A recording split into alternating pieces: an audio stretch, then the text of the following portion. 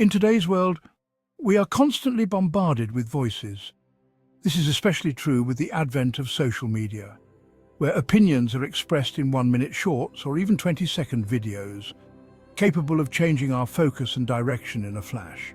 Some say Apple products are great, while others criticize them. Some recommend drinking lots of water, while others suggest drinking according to your body's needs. The self-help industry is no different.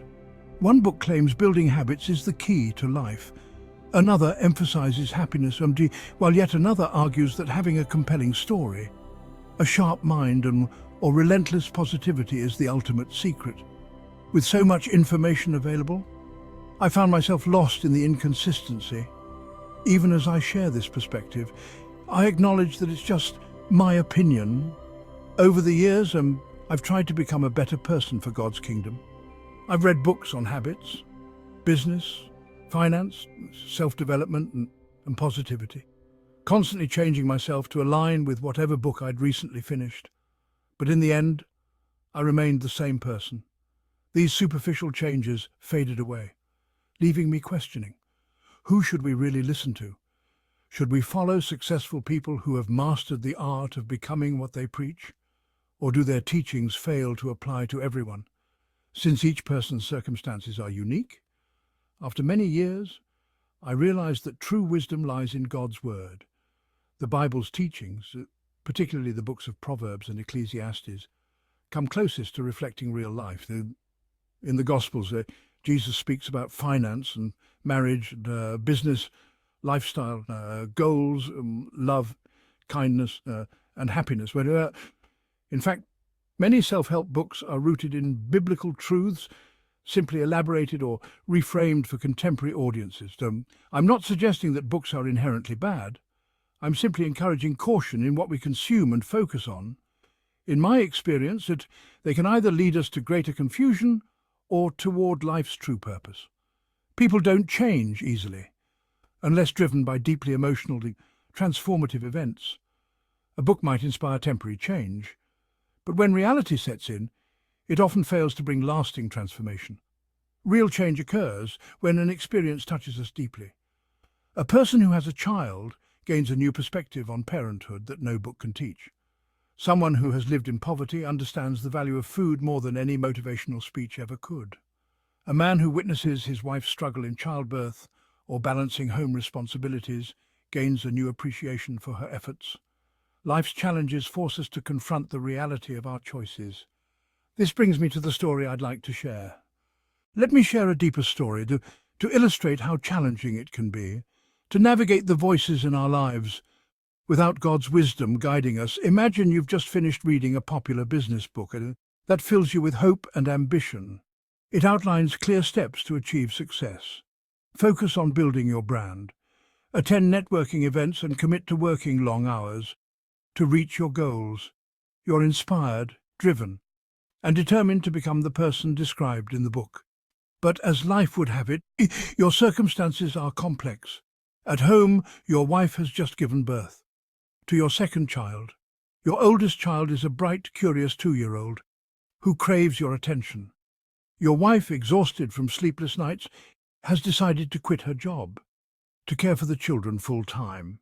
She's handling the stress of motherhood, housework, and the emotional demands of raising 2 children on her own, while you focus on chasing your career goals.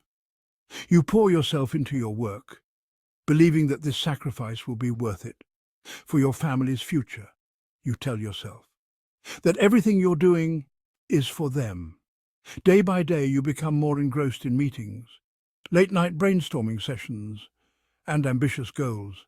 Meanwhile, your wife is silently carrying the weight of the household. She juggles feeding the baby, keeping the toddler entertained, cooking meals and managing an endless list of chores. One day you come home late from work, exhausted and proud of a new deal you've secured. But instead of finding a warm welcome, you're met with a cold silence. Your wife, overwhelmed and lonely, finally breaks down. "I can't do this alone," she says. "I need you here, not just your money." Confused and frustrated, you turn to friends for advice. One friend tells you she needs to understand how important your work is. Another says, if she's not supportive, maybe it's time to rethink your marriage. You read articles online that offer conflicting advice. Focus on your business, the family will follow, or your wife and children come first. Each voice pulls you in a different direction, and none seem to provide the clarity you desperately need. As you grapple with these conflicting messages, the words of Jesus ring true. Husbands, love your wives, just as Christ loved the church and gave himself up for her. This love is sacrificial. It requires humility, selflessness, and a willingness to prioritize your loved ones. If Christ's love led him to lay down his life for us, then what sacrifices can we make for the ones we hold dear? Realizing this truth, you begin to see your situation through a different lens. No book, friend, or mentor can understand your unique circumstances like God does. You need wisdom that goes beyond human opinion. A wisdom that calls you to love, serve, and cherish your family. Perhaps this means slowing down your business pursuits temporarily, to support your wife through this challenging season. Perhaps it means working fewer hours, to be present for your children's formative years. The Bible reminds us that our true purpose lies in serving God's kingdom, not just achieving earthly success.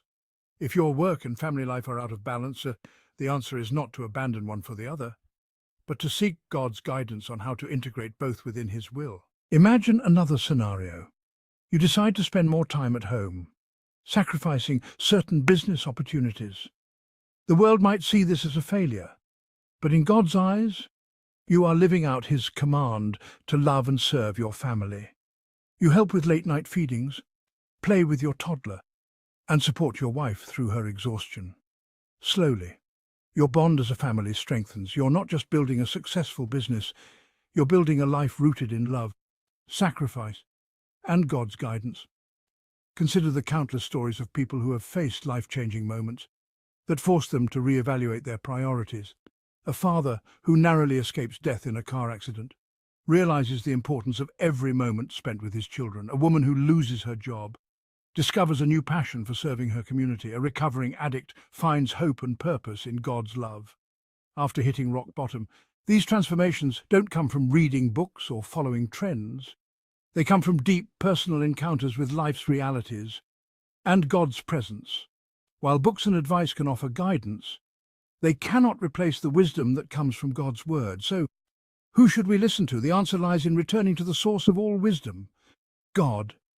When we seek him first, as our priorities become clear, we learn to love sacrificially, live purposefully, and trust that God's plan for us is greater than any human advice. Are we doing our will or his will? Are we focusing on the source or those who took from the source and manipulated it?